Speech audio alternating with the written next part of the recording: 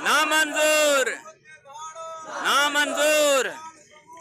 नामंजूर नामंजूर